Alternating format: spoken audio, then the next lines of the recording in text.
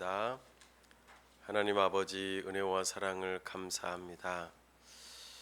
지난 3일 동안 지켜보호해 주시고 우리와 함께 해 주시고 이렇게 하나님 앞에 나와 하나님의 말씀을 배울 수 있도록 은혜 주심을 감사합니다. 지혜와 계시형으로 함께 하시사 하나님을 밝히 알 수 있도록 은혜를 주시고 우리에게 하시는 말씀들을 잘 깨달아 알아들을 수 있도록 우리의 무지함을 일깨워 주시고 하나님을 알므로 하나님을 뜨겁게 사랑하고 하나님 앞에 겸손하게 순종하는 우리의 일상이 될 수 있도록 주여 도와주시옵소서. 오늘 우리를 가르쳐 주시고 은혜 주시기를 사모하올 때 우리 주 예수 그리스도의 이름으로 기도하옵나이다. 아멘. 오늘은 ESV 마태복음 10과 예루살렘에 임박한 심판과 종말에 대한 예언을 주제로 마태복음 24장에서 25장 내용을 함께 읽어보면서 살펴보겠습니다. 본문의 위치는 지난 시간에 마태복음 21장에서 23장 사이에서 예수님께서 다섯 번째 설교를 통하여서 유대인 종교 지도자들과 충돌하고 그로 인하여서 정말 굉장한 위기 가운데로 치닫고 있는 모습을 우리가 보았습니다. 그때 예수님께서 종교 지도자들을 향하여서 화를 선포하시고 장차 성전에 임할 심판을 또한 선포하셨습니다. 그리고 그것이 그때뿐만 아니라 장래에 일어날 종말의 때에 일어날 징조들을 다양한 환란을 예고하시면서 말씀하시죠. 예수님께서 처음 오셨을 때뿐만 아니라 다시 오실 때에 어떠한 일들이 일어나는지 우리에게 동시적으로 또 연속적인 비유들을 들려주십니다. 이제 오늘 내용이 이제 지나가면은 뭐가 나오냐면 예수님께서 이제 십자가에 못 박혀 죽으시는 그 사건으로 이제 나타나게 될 것입니다. 오늘은 주로 예수님께서 예루살렘을 향하여 심판을 선포하시고 다가올 환란에 대해서 가르치시면서 제자들에게 자신의 영광스러운 재림을 준비하도록 독려하시는 내용이 나타납니다. 자, 그러면 우리 첫 번째 주제로 시대의 징조, 예루살렘의 심판, 예수님의 재림에 대한 내용을 살펴보겠습니다. 1번 질문, 감람산으로 올라가는 동안 제자들은 멀리 보이는 성전 집중해서 딴 생각하지 말고 건물들의 아름다운 모습을 가리켜 보였다. 예수님의 반응은 어떠한가? 바로 앞선 마태복음 23장의 마지막 단락은 예수님의 이러한 반응을 미리 예견하게 한다. 설명해 보라. 예루살렘 성전은 종종 집으로 표현되기도 한다는 사실을 염두에 두라. 우리 함께 마태복음 24장 1절 말씀 함께 읽어보겠습니다. 시작.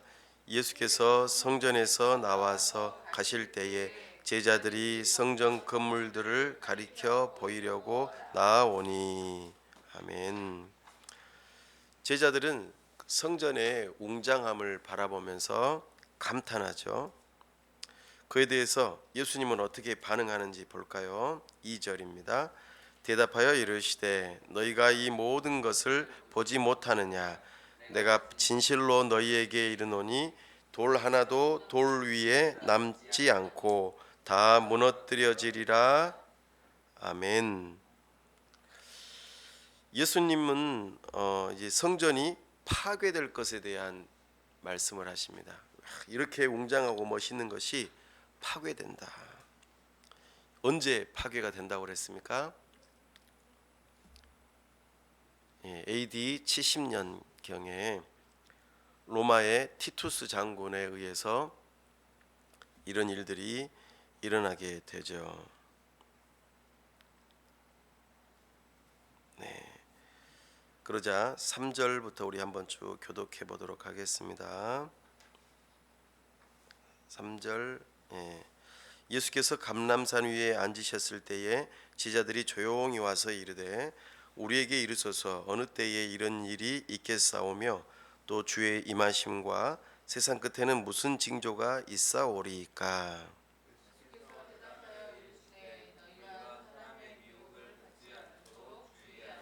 네.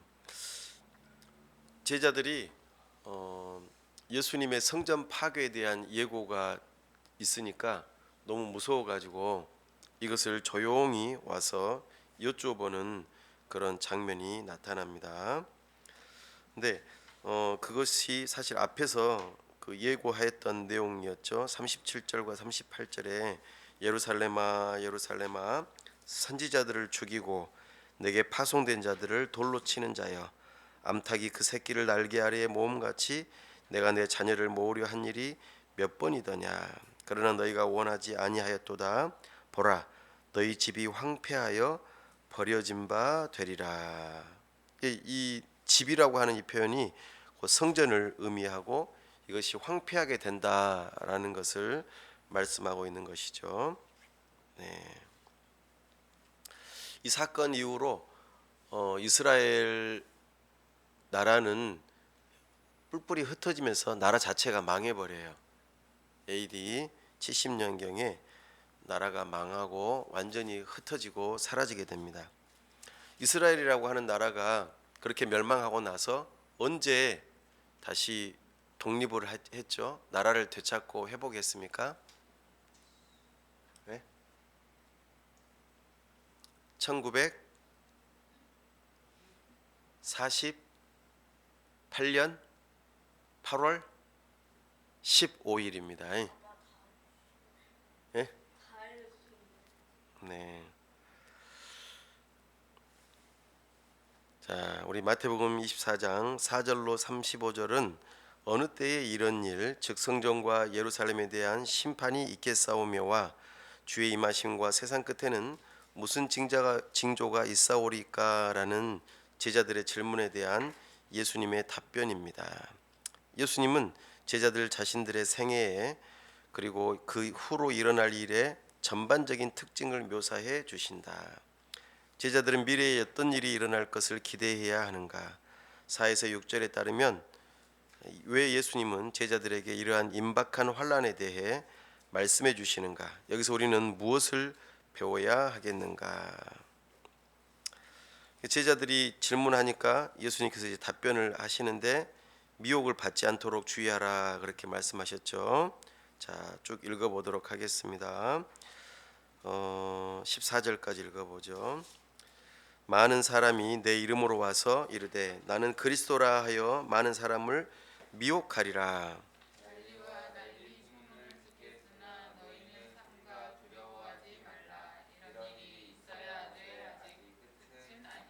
민족이 민족을 나라가 나라를 대적하여 일어나겠고 곳곳에 기근과 지진이 있으리니 그때 옛 사람들이 너희를 환란에 넘겨 주겠으며 너희를 죽이리니 너희가 내 이름 때문에 모든 민족에게 미움을 받으리라.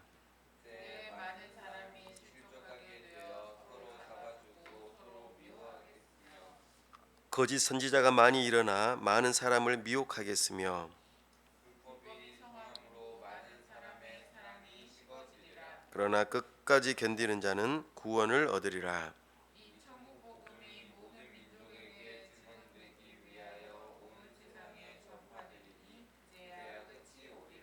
아멘. 일단 3절 말씀에서 제자들이 어느 때에 이런 일이 있겠사오며라고 하면서 이제 질문을 하는 거죠. 그리고 그에 대한 답들을 해주시는데 일단 4절에 먼저 보면은요. 4절 일단은 많은 거짓 그리스도가 등장하고 미혹한다고 그러죠. 속인다 그 말입니다. 네, 이것이 마지막 임박한 환란에 일어나는 일 가운데 하나입니다. 또 5절에 보니까 5절에도 나와 있죠. 그리스도라 해서 많은 사람을 미혹하리라 그랬고, 6절에 보니까 뭐가 있어요? 난리 소문이 일어나고, 그죠? 6절 말씀에, 그 다음에 7절 말씀에 보니까 민족이 민족을, 나라가 나라를 대적하여 일어나겠고, 전쟁하겠다는 말이겠죠. 그 다음에 곳곳에 기근과 지진이 있다. 이거는 자연재해가 일어나는 것을 볼 수가 있겠고, 그 다음에 9절과 10절에서는 예수님 이름으로 박해를 받는 거죠. 교회가 핍박을 받는 일이 있겠다, 그렇게 말씀해 주시고, 11절에 거짓 선지자가 또 일어난다고 그러죠. 이단이 발생하는 것을 말합니다. 그리고 12절에 보니까 불법이 성행하고 사랑이 식어진다. 그리고 14절에 세계 복음화가 일어나는 그 모습을 보여주고 있죠. 자, 정신 차리세요. 방금 제가 뭘 이야기했죠? 예수님께서 다시 오시는 그날에 어떤 징조가 있겠다고 했어요. 첫 번째 뭡니까? 예? 사랑이 식어가고 예. 그 악이 분리된대요. 예. 정신 차려야지. 다 적었어요? 아니요? 적지도 않고, 응? 마지막에 세계 복음화 기억하고, 응?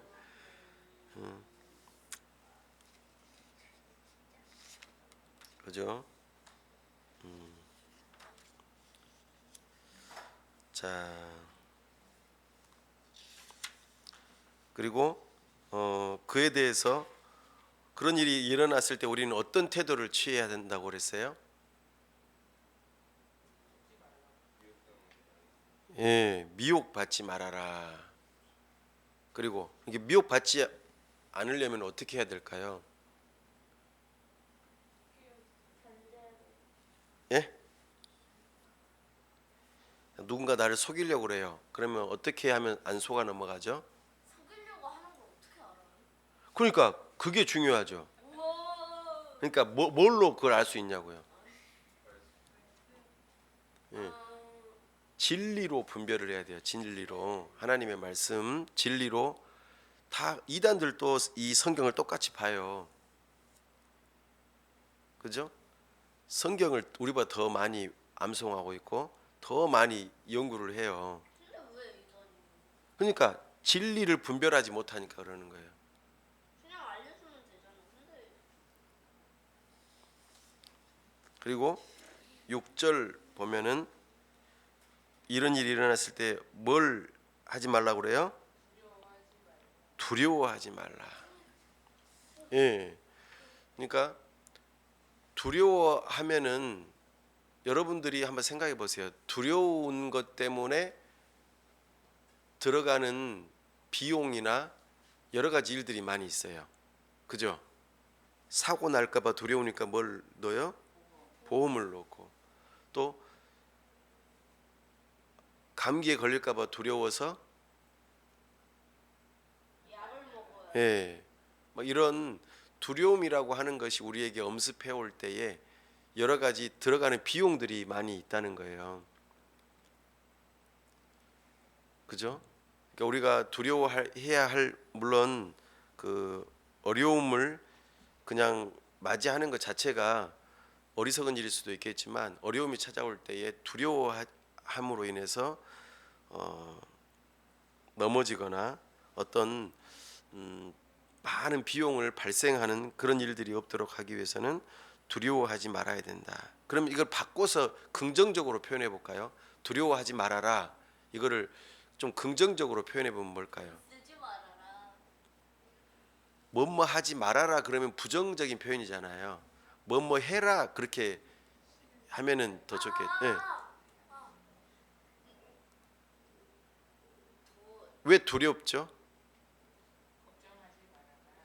아니 뭐뭐 하지 말아라 그러면 부정적인 표현이 된다니까요. 걱정해라. 걱정해라. 걱정하지 마라. 나를 하라. 담대하라. 오 괜찮은 것 같아요. 담대하라. 맛있어라. 이게 두려워하지 말아라 그것은 좀 부정적인 표현이고 아니 왜 두려워가지고 말아요? 코로나19 올 때 막 좀 긍정적인 표현으로 뭐가 있을까요? 담대하라 좋은 것 같아요. 재밌어라. 심심해. 믿음을 가져라. 처음부터 그거 말할 걸. 네, 믿음을 가져라. 자, 3번 질문입니다. 마태복음 24장 15절로 21절에서 예수님은 유대인의 집이 황폐하여 버려지게 될 일, 즉 그들의 성전이 무너질 것이라는 말의 의미를 설명해 주신다. 역사 기록에 따르면 로마 군인들에 의한 예루살렘 멸망 AD 70년은 실제로 매우 끔찍하고 처참한 사건이었다. 말세에 예수님을 따르는 자들이 미혹당할 수 있는 경우는 어떤 경우들인가? 예수님이 언급하신 구체적인 예를 들어보라. 제자들이 거짓 선지자들에게 미혹당하지 않게 하기 위해 예수님은 뭐라고 말씀하시는가? 우리 한번 22절부터 한번 읽어봐요. 그날들을 감하지 아니하면 모든 육체가 구원을 얻지 못할 것이나 그러나 택하신 자들을 위하여 그날들을 감하시리라.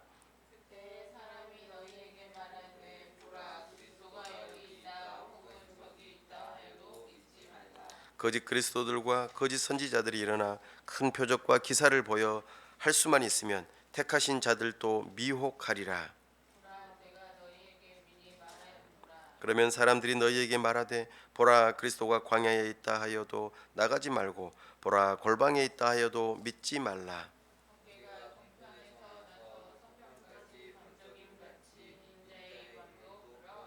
죽음이 있는 곳에는 독수리들이 모일 것이니라. 아멘.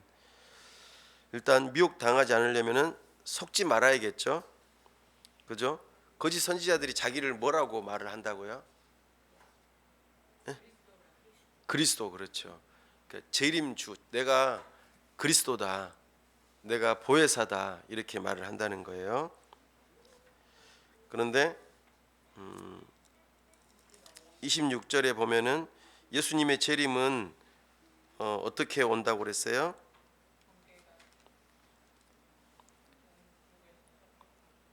26절에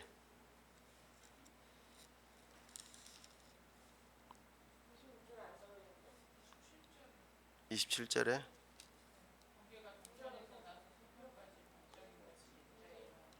네, 27절에는 그러니까 앞에도 마찬가지예요. 그리스도가 어디에 있다 이 부분에 할 때에 예수님은 비밀리에 오지 않는다는 거예요.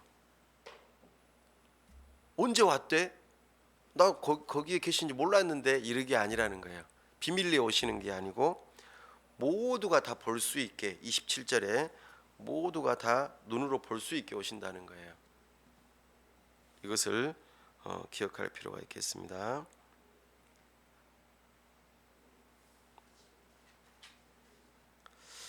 (4번) 예수님이 마태복음 24장 34절에서 하신 말씀을 이해하기란 쉽지 않다. 어떤 이들은 여기에서의 이 세대를 당시에 생존하던 사람들을 가리키는 것으로 그리고 이 일은 4절에서 28절에서 묘사된 사건들의 시작으로 이해한다. 그러나 완성된 사건으로 생각하지는 않는다.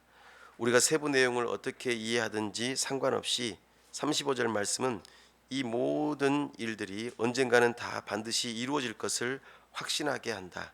왜 그런가? 우리 함께 32절부터 29절부터 계속 읽어볼까요? 29절부터 쭉 읽어봅시다. 그날 환난 후에 즉시 해가 어두워지며 달이 빛을 내지 아니하며 별들이 하늘에서 떨어지며 하늘의 권능들이 흔들리리라.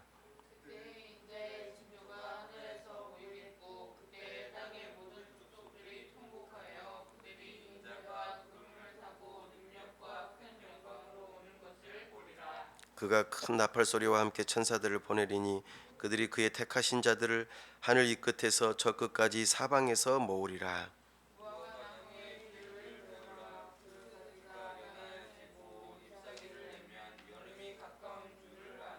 이와 같이 너희도 이 모든 일을 보거든 인자가 가까이 곧 문 앞에 이른 줄 알라.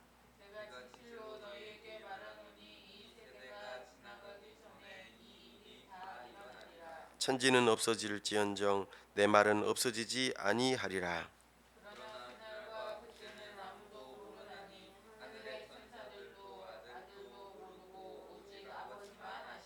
아멘. 32절 말씀에 보니까 무슨 비유를 배우라고 그랬죠? 무화과 나무. 왜 이런 말씀을 하셨을까요? 그 다음에 보니까 그 가지가 연하여지고 잎사귀를 내면 뭐가 가까웠다고요? 아니 32절에 그렇죠. 여름이 가까웠다. 아니 말씀 좀 보고 이야기하세요. 네. 여기서 여름은 어떤 의미가 담겨 있을까요? 이스라엘에서의 여름은 뭘까요?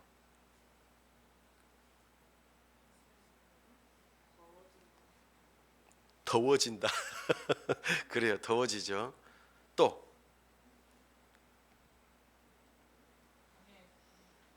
네. 광야에서 있다. 광야에서 있는 뭐라.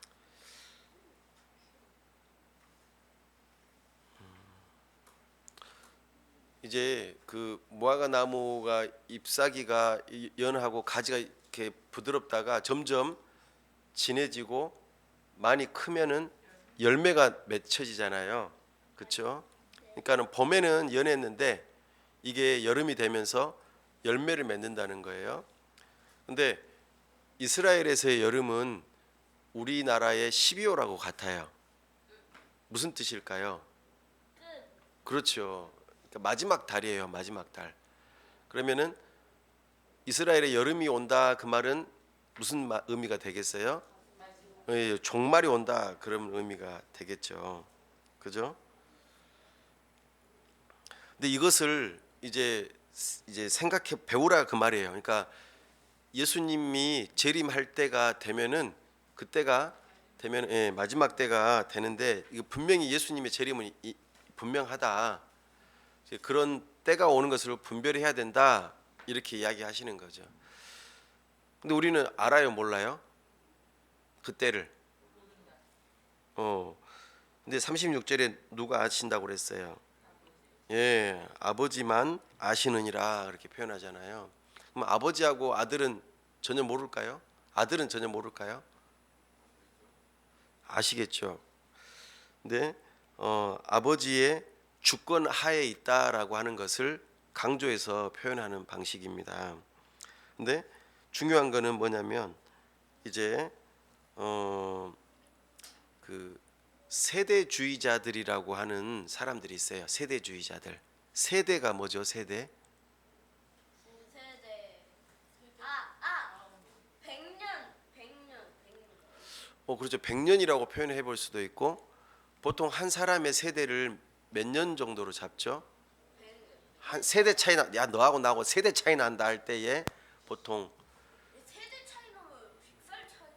100살 차이보다는 그러니까 그 어떤 사람이 어리다가 어른이 돼 가지고 아이를 낳을 수 있는 때 그리고 이렇게 어린아이하고 성인이 된 때하고의 세대 차이.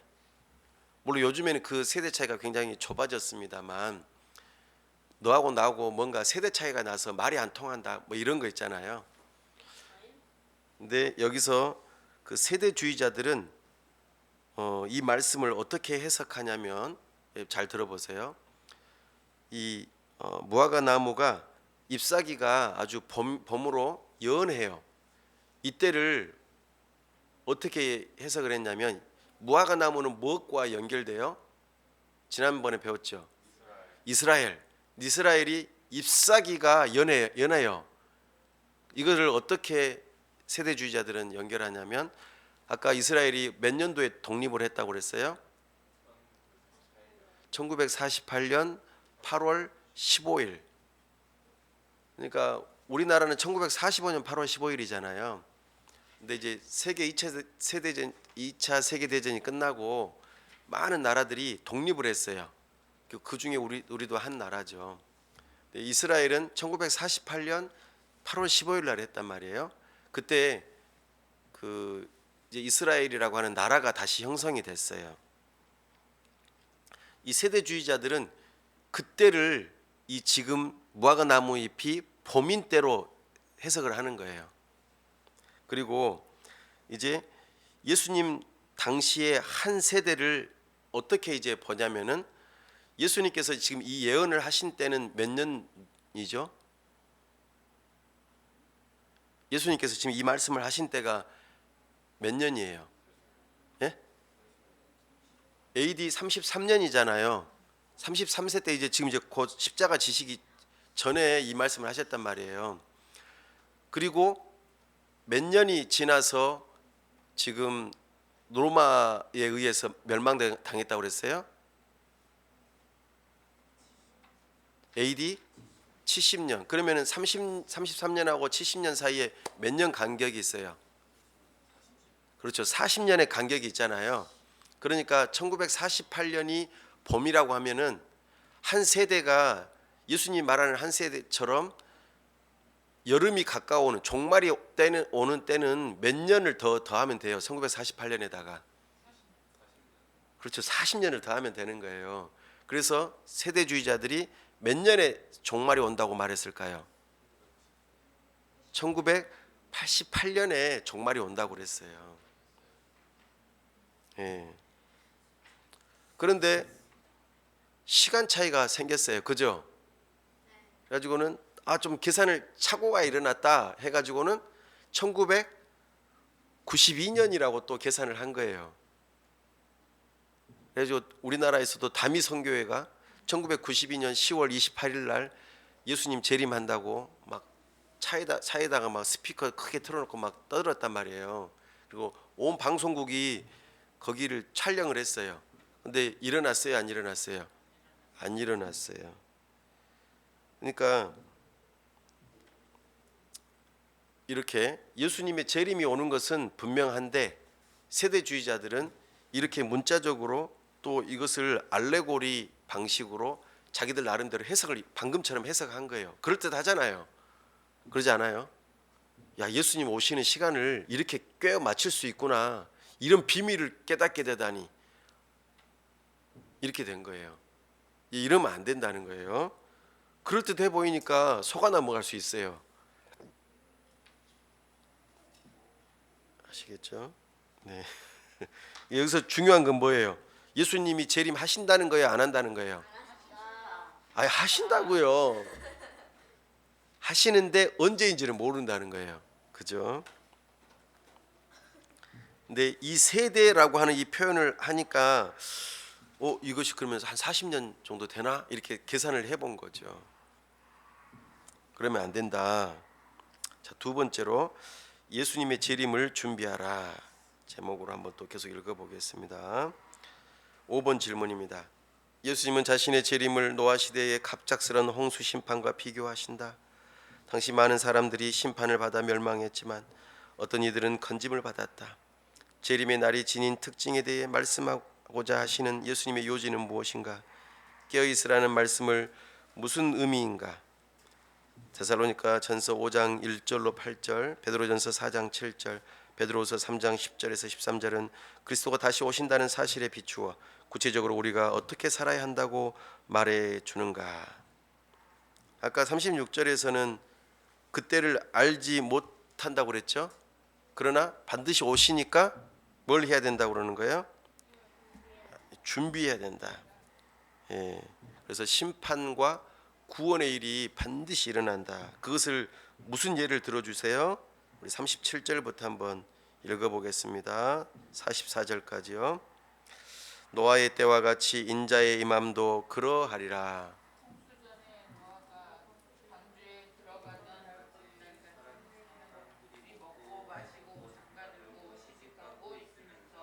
홍수가 나서 그들을 다 멸하기까지 깨닫지 못하였으니 인자의 임함도 이와 같으리라. 그때 두 사람이 밭에 있으며 한 사람은 데려가고 한 사람은 버려둠을 당할 것이요 두 여자가 맷돌질을 하고 있음에 한 사람은 데려가고 한 사람은 버려둠을 당할 것이니라. 그러므로 깨어 있으라. 어느 날에 너희 주가 임하든지 너희가 알지 못하니 너희도 아는 바니 만일 집주인이 도둑이 어느 시각에 올 줄을 알았더라면 깨어 있어 그 집을 뚫지 못하게 하였으리라. 이러므로 너희도 준비하고 있으라. 생각하지 않은 때에 인자가 오리라. 아멘. 네, 44절까지. 네. 42절까지 읽었으면 됐겠네요. 일단 43절, 44절 보니까 도둑이 언제 올 줄 알면은 대비하고 있을 거 아니에요. 근데 그러지 않는 것처럼 모르는 것처럼 예수님의 재림도 그와 같다라고 이야기합니다. 그러니까 깨어 있어야 된다. 어떻게 깨어 있어야 될까요? 우리 데살로니가 전서 5장 1절과 8절, 베드로전서 4장 7절, 또 베드로후서 3장 10절에서 13절에 보면은 이렇게 말씀하십니다. 너희가 데살로니가 전서에서는요, 믿음과 소망과 사랑을 가지고 있으라고 이야기를 합니다. 그리고 베드로전서에서는 기도하라고 하고 있고, 베드로후서에서는 거룩하고 경건하고 주님을 바라보고 재림을 사모하라고 말씀하고 있습니다. 그 궁극적으로 깨어 있으라, 준비하라 이 표현인데 구체적으로는 믿음과 소망과 사랑을 가지고 기도하면서 우리 자신을 거룩함으로 경건한 삶을 살아가면서 오늘 성경 읽었습니까? 오늘 성경 안 읽었어요? 성경을 읽어야죠. 오늘 기도했습니까? 네. 네.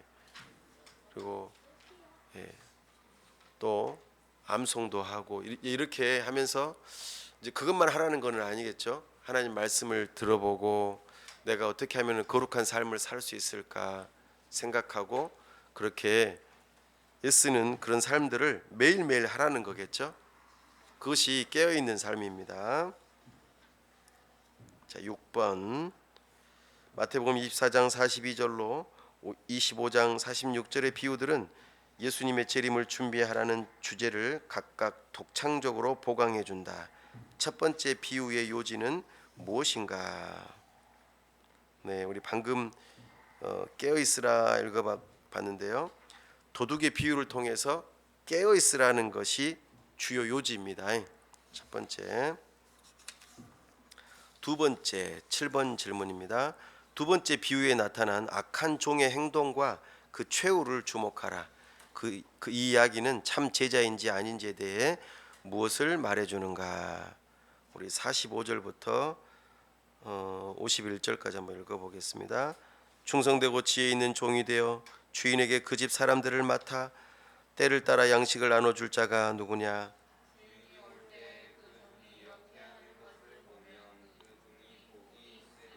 내가 진실로 너희에게 이르노니 주인이 그의 모든 소유를 그에게 맡기리라.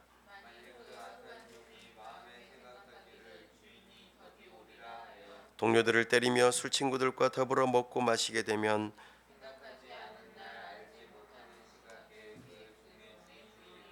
엄히 때리고 외식하는 자가 받는 벌에 처하리니 거기서 슬피 울며 이를 갈리라. 아멘. 여기서는 이제 두 종에 대한 이야기하죠. 착한 종, 착하고 충성된 종, 게으르고 악한 종이죠. 참된 제자가 착한 종과 연결되는 거겠죠. 예수님께서 다시 오실 때에 이게 확연하게 구분이 된다고 말씀하고 있습니다. 그러면 제가 뭘 하고 올바르게 하고 있으면 될까요? 제가 그러니까 어떻게 깨어 있어야 돼요? 방금 착한 종과 충성되고 지혜 있는 종처럼 하려면 뭘 해야 되죠? 제가 그렇죠. 양식을 나눠줘야 돼요. 그럼 제가 할 일은 뭘까요? 그렇죠. 그러니까 하나님의 말씀을 잘 준비해 가지고 잘 듣고 듣고 가르침 받을 수 있도록 해야겠죠. 준비 안 하면 어떻게 되는 거예요? 이렇게 가르칠 수가 없겠죠. 그러면 여러분들은 뭘 해야 됩니까? 저는 그렇게 양식을 나눠주면은 여러분들은 잘 들어야죠. 딴 데 보고 있지 말고 또 이렇게 쓰기도 좀 해보고, 그죠? 대답도 좀 하고, 그죠?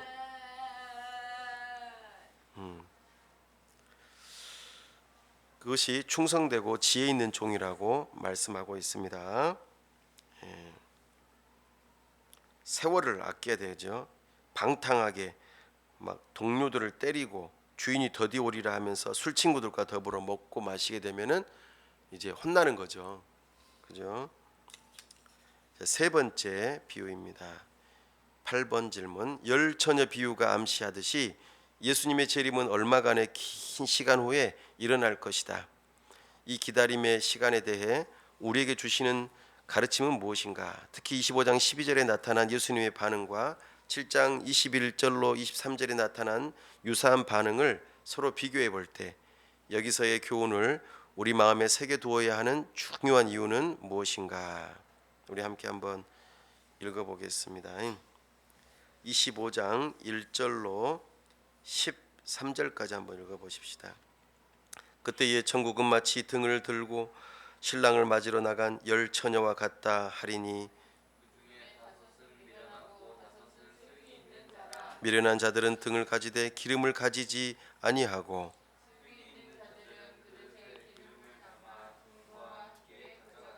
신랑이 더디 오므로 다 졸며 잘세.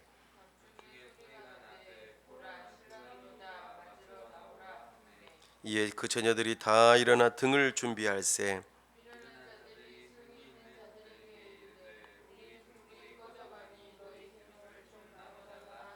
슬기 있는 자들이 대답하여 이르되 우리와 너희가 쓰기에 다 부족할까 하노니 차라리 파는 자들에게 가서 너희 쓸 것을 사라 하니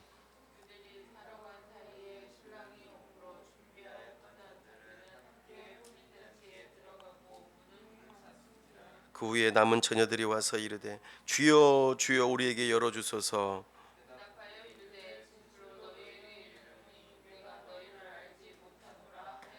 그런즉 깨어 있으라 너희는 그날과 그때를 알지 못하느니라.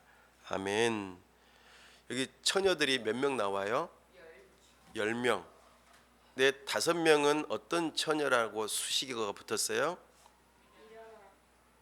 미련한. 5처녀는요?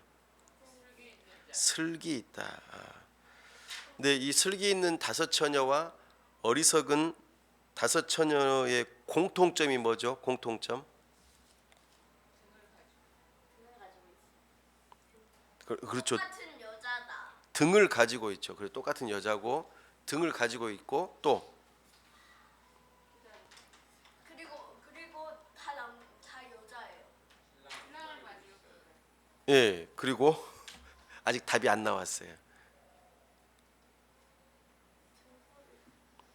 예? 아, 등불을 가지러 가요. 아니 이 미련한 처녀들하고 슬기로운 처녀들하고 공통점이 있어요. 그래요. 다 졸았잖아요. 신랑이 더디 온다고 하니까 슬기 있는 처녀들도 졸고 그다음에 미련한 처녀들도 다 졸았단 말이에요. 근데 다른 점이 뭐예요? 기름을 준비하기도 하고 그렇지 않기도 했죠. 근데 이제 기름을 준비한 사람들은 이제 신랑이 오니까 계속 있다가 들어갔죠. 근데 기름이 없는 사람들은 기름 사러 갔다가 왔죠. 못 사가지고 온 게 아니고 사가지고 왔어요. 근데 신랑이 뭐라고 그래요? 늦었다 그럽니까? 예, 늦었다고 말하지 않아요. 너희를 알지 못한다고 말해요. 이게 마태복음 7장 21절로 23절과 연결되어 있어요. 그러니까 중요한 게 뭘까요? 어떻게 준비해야 되냐 이 말이에요. 기름을 계속 사놔야 돼. 석유를 항상 사놔야 될까요?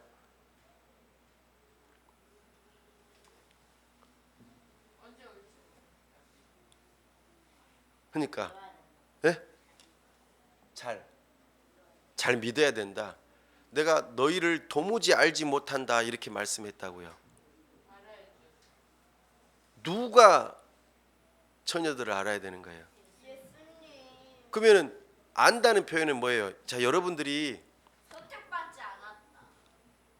그럴 수 있겠죠. 근데 이제 이런 거예요. 여러분들이 텔레비전을 봐요. 스마트폰을 봐요. 근데 거기에 연예인들이 나와요. 내가 좋아하는 연예인 막 노래 부르면서 나와요. 여러분은 그 연예인의 이름을 알아요, 몰라요? 알아요. 그리고 그가 무슨 노래를 부르는지도 알죠. 남자인지 여자인지도 알죠. 그리고 좀 열심히 있는 사람은 생일도 알아요. 그죠? 팬이면 그럴 거 아니에요. 그 사람 노래도 안 보고도 부를 수 있을 거 아니에요. 그죠? 근데 그 연예인이 여러분을 알아요, 몰라요? 알 수도 있어요? 어떻게 알 수 있어요? 그러니까 관계가 있어야 된다니까요. 관계를 맺어야 돼요. 나는 아는데 정작 당사자는 나를 몰라. 이러면 안 되잖아요. 그러니까 관계가 있어야 된다니까요. 예수님하고 여러분하고 어떤 관계입니까?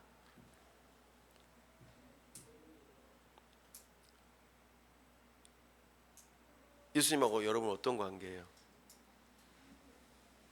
예수님이 여러분을 아십니까? 네. 당연히 하시. 여러분의 이름을 아실까요? 예. 너는 천국에 들어갈 이유를 나한테 이야기해봐라. 그럼 뭐라고 할 거예요? 천국에 들어갈지 지옥에 들어갈지 몰라요? 천국에 들어갈지 지옥에 들어갈지 몰라요? 에. 그러면 어떻게 아무데나 가고 싶어요? 아니요. 그럼 천국에 가려면 어떻게 해야 되냐고요? 예수님이 나를 알아야 된다니까요. 아니요. 천국에 가려면 예수님이시죠. 예수님하고 여러분하고 어떤 관계가 있어야 되냐 그 말이에요. 한 번도 안 만나. 나 예수님을 주님이라고 믿는데 한 번도 만나본 적이 없어. 어떻게 만나요? 예수님을 어떻게 만나죠? 아주 좋은 말이에요. 예수님을 어떻게 만나죠? 타임머신을 타가지고 뭐 2000년 전에 예수님을 만난다고요? 예수님은 지금도 살아 계세요.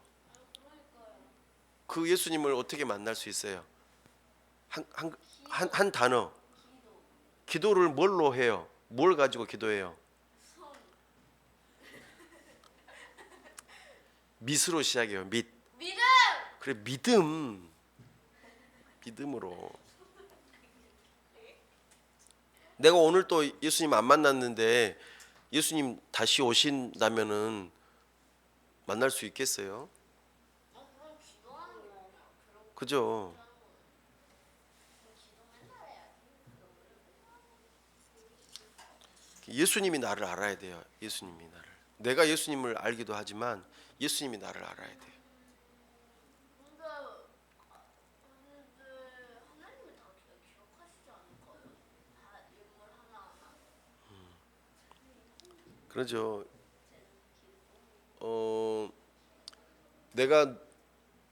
내가 예수님의 것인 것을 어떻게 알 수 있을까요? 내 예수님하고 관계가 있다는 걸 어떻게 알 수 있을까요?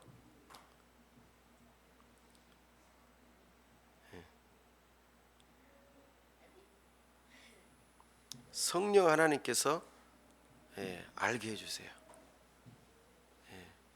예수님을 알게 해주시죠. 그리고 예수님을 믿게 해주시고 그리고 예수님 것이라고 도장을 찍어주셨어요. 너는 예수님 것 하고 도장을 찍어주셨어요. 그게 믿음이에요. 믿음. 근데 도장 찍어도 지워지죠. 예, 절대로 안 지워져요. 도장은. 네. 성령으로 인쳤다고 그러시잖아요. 인쳤다면 도장을 찍었단 말은 소유권을 의미해요. 나는 주님의 것입니다. 9번 질문, 마태복음 25장 14절로 30절의 네 번째 비유를 읽고 처음 두 종들에게 주어진 동일한 칭찬에 주목하라. 두 종은 남긴 달란트의 양이 다르다. 이러한 사실은 주인이 가장 중요시 여기는 점이 무엇이라고 가르쳐 주는가? 그렇다면 예수님은 자신의 재림 때까지 우리가 어떻게 살아가기를 바라시는가? 우리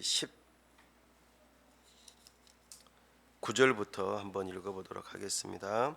19절부터 오랜 후에 그 종들의 주인이 돌아와 그들과 결산할세. 5달란트 받았던 자는 5달란트를 더 가지고 와서 이르되 주인이여 내게 5달란트를 주셨는데 보소서 내가 또 5달란트를 남겼나이다. 그 주인이 이르되 잘하였도다 착하고 충성된 종아 내가 적은 일에 충성하였음에 내가 많은 것을 내게 맡기리니 내 주인의 즐거움에 참여할지어다 하고 2달란트 받았던 자도 와서 이르되 주인이여 내게 2달란트를 주셨는데 보소서 내가 또 2달란트를 남겼나이다. 그 주인이 이르되 잘하였도다 착하고 충성된 종아 내가 적은 일에 충성하였음에 내가 많은 것을 내게 맡기리니 내 주인의 즐거움에 참여할지어다 하고 1달란트 받았던 자는 와서 이르되 주인이여 당신은 그 사람이라 하나님이라 시지에서 거두고 시지 않는 데서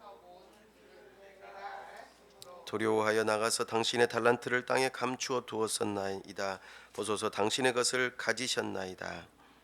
그 주인이 대답하여 이르되 악하고 게으른 종아 나는 시지 않는 데서 거두고 해치지 않는 데서 모으는 줄로 내가 알았느냐. 그러면 내가 마땅히 내 돈을 취리하는 자들에게나 맡겼다가 내가 돌아와서 내 원금과 이자를 받게 하였을 것이니라 하고 그에게서 그 1달란트를 빼앗아 10달란트 가진 자에게 주라. 무릇 있는 자는 받아 풍족하게 되고 없는 자는 그 있는 것까지 빼앗기리라.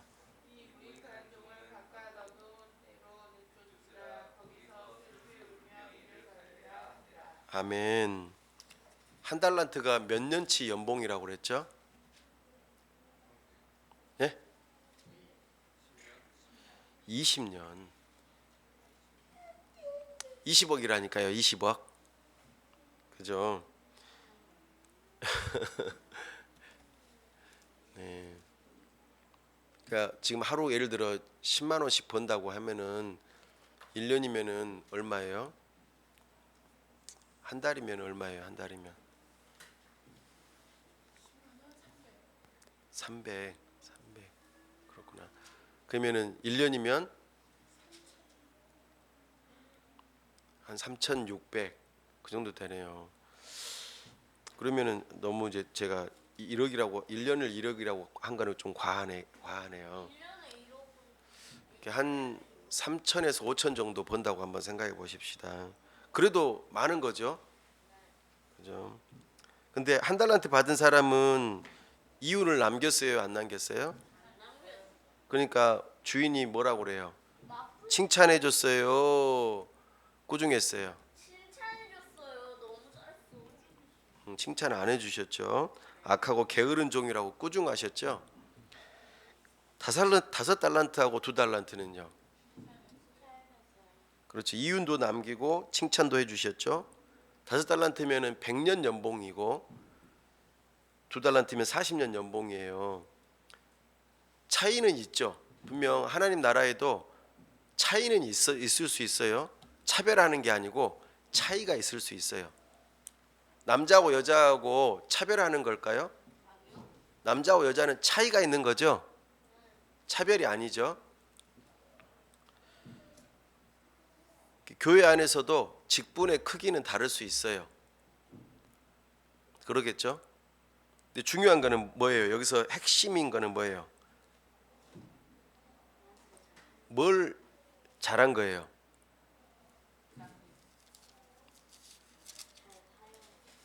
잘 사용했어요? 여기서 종 앞에다가 붙인 수식어가 뭐예요? 착하고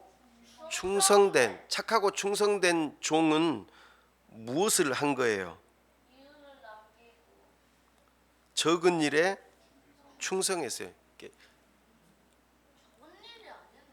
그러니까 물론 우리가 봤을 때는 큰 건데 왕이 봤을 때는 주인이 봤을 때는 그게 작은 거예요. 적은 거예요. 더 큰 거를 맡기니까 생각해 보세요. 그러면 오늘 나에게 주어진 어떤 한 가지 일에 대해서 최선을 다해야 될 거야, 안 해야 될까요? 다 해야겠죠. 대충 하면 안 되겠죠. 그죠? 저도 하나님 말씀을 준비할 때에 최선을 다해야 되고, 여러분들도 하나님 말씀을 배울 때 최선을 다해야 되고, 교회 일을 하나 할 때에도 어떻게 해야 돼요? 아, 주일날 식물들한테 물 좀 줘야겠네. 이러면 어떻게 해야 될까요? 싫어요, 싫어요, 싫어요, 싫어요. 안 해요, 안 해요, 안 해요. 내가 왜? 내가 왜? 이러면 돼요, 안 돼요? 돼요. 안 돼요. 안 되죠.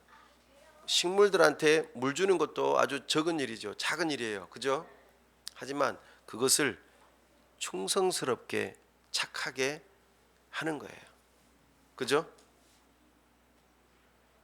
오늘 나에게 내가 경건을 위해서 해야 할 작은 일들을 매일매일 꾸준하게 해야 되는 거겠죠? 그래야지만이 우리에게 우리 주님께서 착하고 충성된 종이라고 칭찬을 해주신다는 거예요.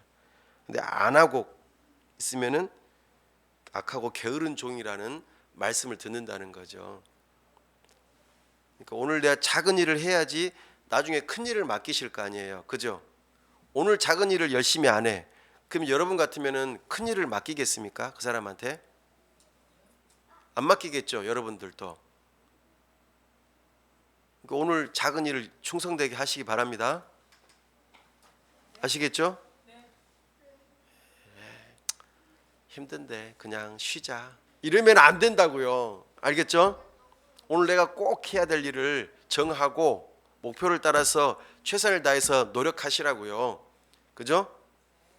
무엇이든지 특별히 하나님께서 나에게 주시는 직분들, 또 작은 교회의 일들을, 또 세상에서 가정에서 해야 할 일들을 최선을 다하셔야 돼요. 이것이 하나님께서 기뻐하시는 그 주님의 재림을 준비하는 자의 특징입니다. 10번 마지막 심판날에 양과 염소의 가장 본질적인 차이는 무엇인가? 줄이고 목마르고 헐벗고 병들고 옥에 갇힌 내 형제 중에 지극히 작은 자들은 누구인가? 예수님이 말씀하신 형제와 작은 자에 대한 구절들과 예수님의 보냄을 받아 전도 중인 제자들에 대한 구절들에 비추어 생각해 보라. 한번 읽어보겠습니다. 31절부터죠. 그죠? 인자가 자기 영광으로 모든 천사와 함께 올 때에 자기 영광의 보좌에 앉으리니 모든 민족을 그 앞에 모으고 각각 구분하기를 목자가 양과 염소를 구분하는 것 같이 하여 양은 그 오른편에 염소는 왼편에 두리라.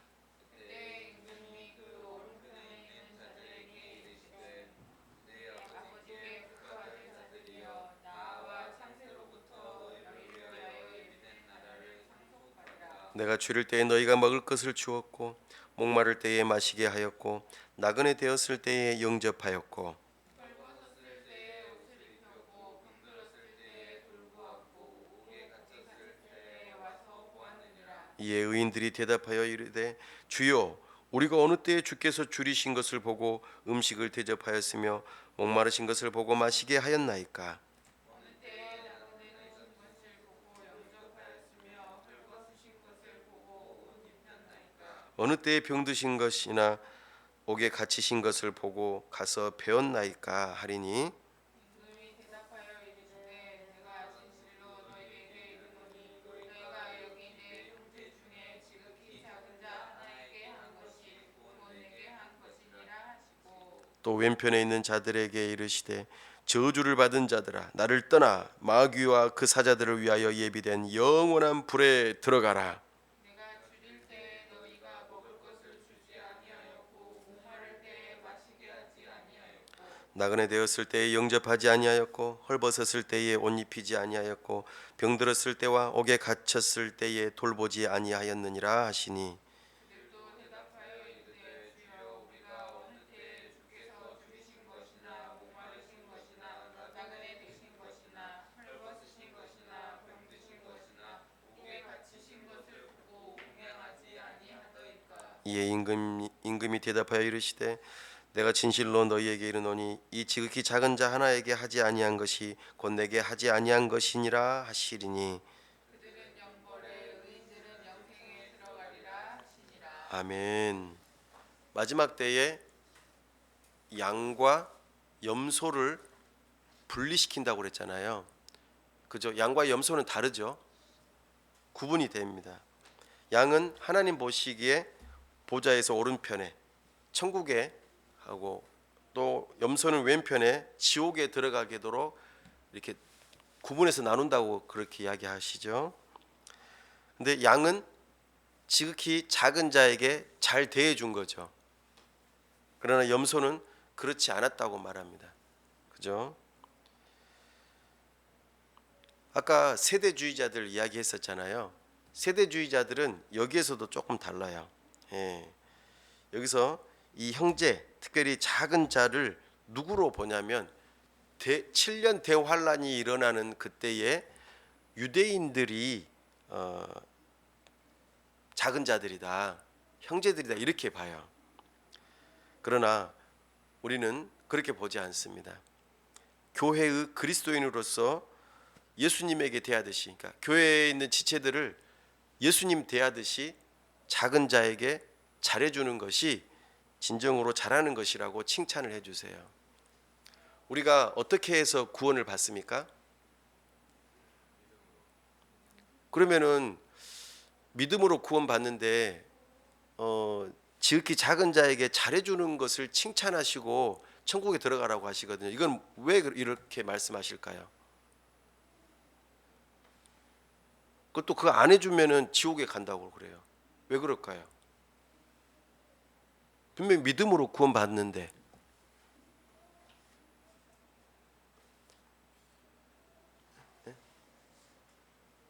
그러면은 이 말은 틀렸다는 말일까요? 이렇게 믿음으로 구원받는다는 말은 틀린다는 말일까요? 그럼 뭘까요? 지극히 작은 자에게 한 일을 칭찬하시고 천국 가게 하셨어요.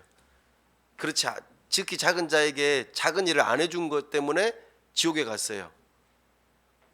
그러면 믿음으로 구원받는다는 말하고 어떻게 이게 같은 말이 아닌 것 같은데 상충되는 느낌이 들지 않아요? 오.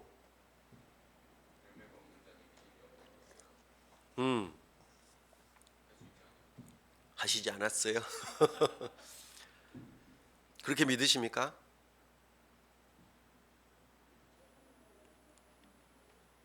그러니까 천국은 믿음으로 가는 거 맞아요? 네. 믿음으로 구원받는 사람들을 양이라고 표현을 하는데 그들은 믿음으로 구원을 받아요. 근데 하나님께서는 그들의 믿음을 보고 구원하시는 건 맞아요. 근데 아주 쬐끄만 착한 일만 해도 하나님께서는 그것 때문에 엄청 기뻐하신다 그 말이에요. 그 착한 일 때문에 구원받는 게 아니라 믿음 있는 사람이 조그만 착한 일을 해도 엄청나게 칭찬하시고 지금 그렇게 천국에 들어가도록 이끄신다는 모습을 이야기합니다. 그러니까 예수님 믿는 사람이 착한 일 정말 이렇게 다른 사람한테 냉수 한 그릇을 대접했어요. 오늘 추운데? 뭐 따뜻한 물을 대접해도 돼요. 그거 보고도 요 봐라 요 봐라 예수님 믿는 사람이 이렇게 착한 일 했다라고 할 정도로 정말 하찮은 일인데도 불구하고 칭찬해 주신다 그 말이죠. 근데 믿음이 없는 사람이 착한 막 이렇게 좋은 일을 해요. 그런 인정을 안 해주시는 거예요.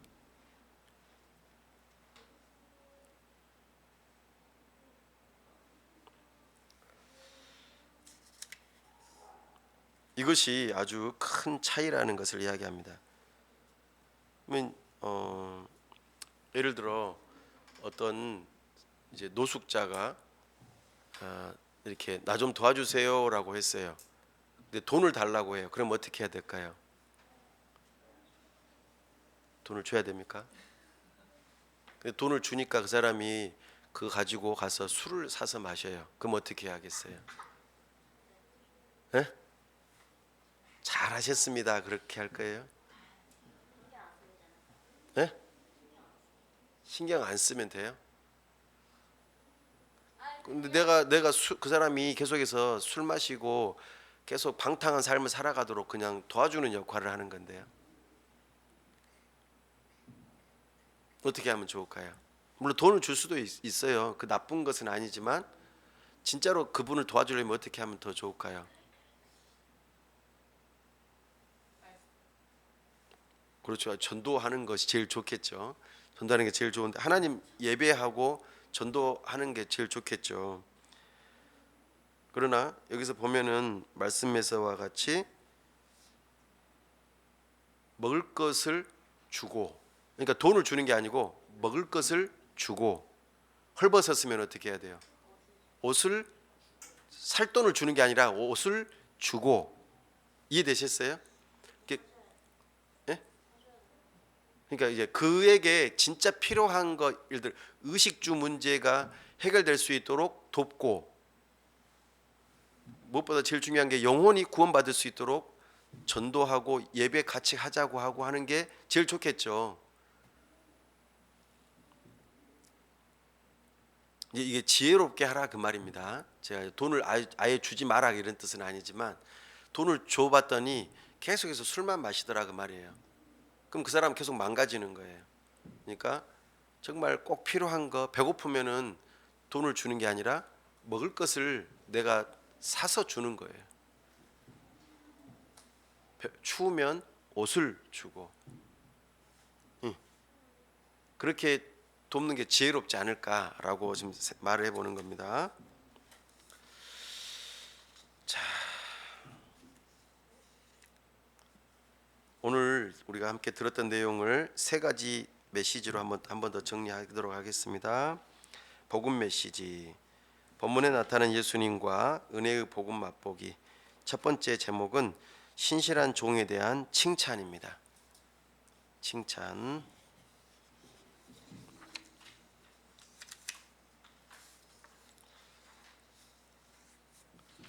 우리는 사실 뭐 하나님 앞에 내세울 게 아무것도 없어요. 우리가 구원받기 위해서 한 일이 없잖아요. 그런데 작은 착한 일 하나 하는 것도 아주 엄청나게 칭찬하신다는 거예요. 이게 복음이죠, 우리에게는. 두 번째, 천국 은혜의 선물. 천국 은혜의 선물. 우리가 천국에 가는 것은 정말 은혜의 선물입니다. 우리의 노력이 아닌 하나님의 은혜로 들어갈 수 있는 거죠. 우리가 예수님을 믿는 믿음으로 우리를 구원하신다는 것을 우리는 기억해야 합니다. 5번, 성경신학 메시지, 성경 전체와의 연관성 살피기. 첫 번째, 멸망에 가증한 것.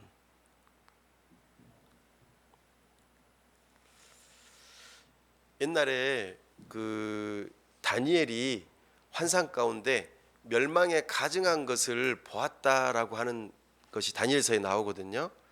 그것이 언제 한번 이루어졌냐면 이스라엘 성소가 더럽혀질 때가 있었어요. 그게 예수님 오시기 전 167년 전에 안티오쿠스 에피파네스가 예루살렘 성전에다가 그리스 제우스 신에게 제사할 때에 사용하는 돼지 피를 거기다 갖다 뿌려요.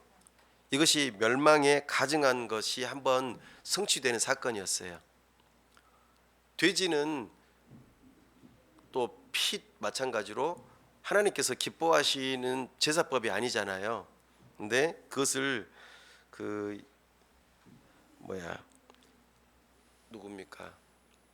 알렉산더 대왕의 그 후예들이 가운데 안티오코스 에피파네스가 그런 일을 한 거예요. 우상을 세우고 하나님의 성전에다가 우상을 세우고 이런 일을 했었죠. 두 번째로 멸망에 가증한 것이 역사적인 사건에 나타난 것이 바로 티투스 장군에 의해서 로마의 군인들이 성전을 파괴하는 이 과정이 멸망에 가증한 것으로 나타났다는 거예요. 근데 이것을 지금 예수님께서 예수님 오시기 전에도 일이 있었고 예수님 가시고 난 다음에도 일어나면서 예루살렘이 멸망할 것에 대한 이야기를 하셨다는 겁니다. 두 번째, 인자입니다. 예수님은 자신을 가리켜 인자라고 그래요. 인자가 한자어로는 인자인데 영어로는 뭘까요?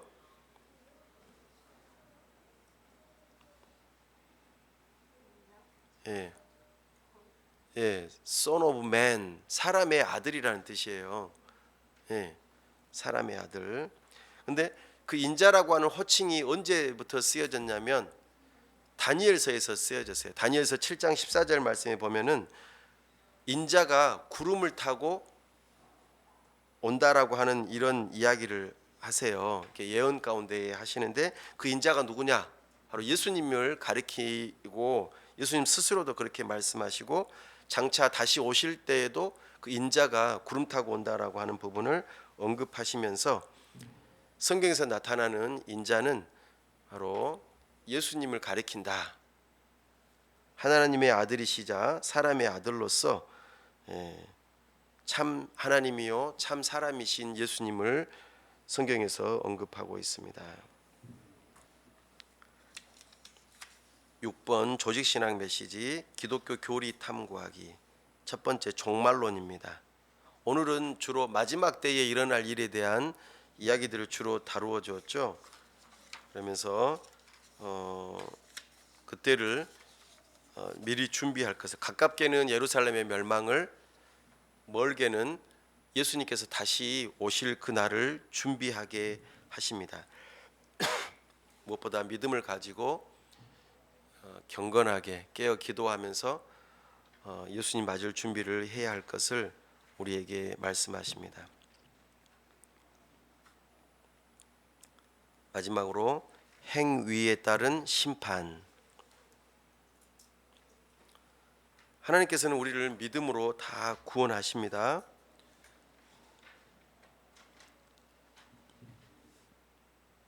그죠? 근데 우리가 어떤 행위를 하느냐, 아까 믿음에 따르는 행위를 하느냐, 믿음 없는 행위를 하느냐에 따라서 하나님께서는 심판을 하신다고 말해요. 이걸 다시 한번 이렇게 말해 볼게요. 예수님이 다시 오셔서 우리를 구원하실 때에 그 구원의 근거가 무엇이냐? 우리는 무엇을 믿는 거죠?